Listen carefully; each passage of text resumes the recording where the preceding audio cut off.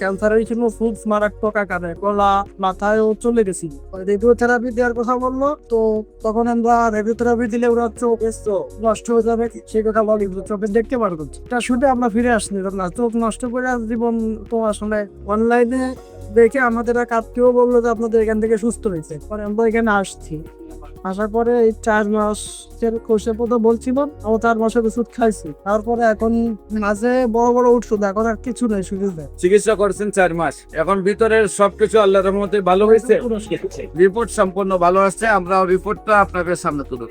আসসালামু আলাইকুম ওয়া রাহমাতুল্লাহি ওয়া বারাকাতুহু। সম্মানিত দেশবাসী, আমি cancer specialist doctor S M Sarwar. বিশেষ করে একজন ক্যান্সার রোগী সুস্থ হয়েছেন আমার সামনে বসা, আজকে ওনার সম্পূর্ণ রিপোর্ট আসছে, আমরা ওনার সাথে কথা বলবো। বিশেষ করে আমরা রোগীর সাথে সাক্ষাৎ করব, উনি কিভাবে অসুস্থ হয়েছিলেন এবং কিভাবে সুস্থ হয়েছেন। আপনার নাম? শেখ শাহাবুদ্দিন।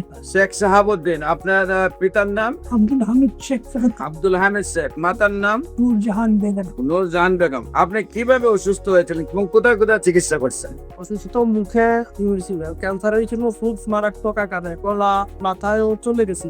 পরবর্তীতে আমরা টেস্ট কমপ্লিট করে সেনাবাহিনীর যে হসপিটাল আছে ওইখানে ট্রিটমেন্ট ছিলাম, যেমন লাগাইছিলাম 4টা। একটা লাগানোর পরে যে রেডিওথেরাপি দেওয়ার কথা বললো, তো তখন আমরা রেডিওথেরাপি দিলে ওরা চোখ নষ্ট হয়ে যাবে সেই কথা বলি, চোখে দেখতে পারবো এটা শুধু আমরা ফিরে আসনি না, চোখ নষ্ট করে জীবন তো আসলে টাকাটি চলে দিচ্ছে। পরে আপনাদের অনলাইনে দেখে আমাদের এক আত্মীয় বললো যে আপনাদের এখান থেকে সুস্থ হয়েছে, পরে আমরা এখানে আসছি। আসার পরে এই 4 মাসের কোর্সের কথা বলছিল, আমরা 4 মাসের ওষুধ খাইছি, তারপরে এখন মাঝে বড় বড় ওষুধ, এখন আর কিছু নেই, শুধু আপনার ফাদার? আপনার নাম কি?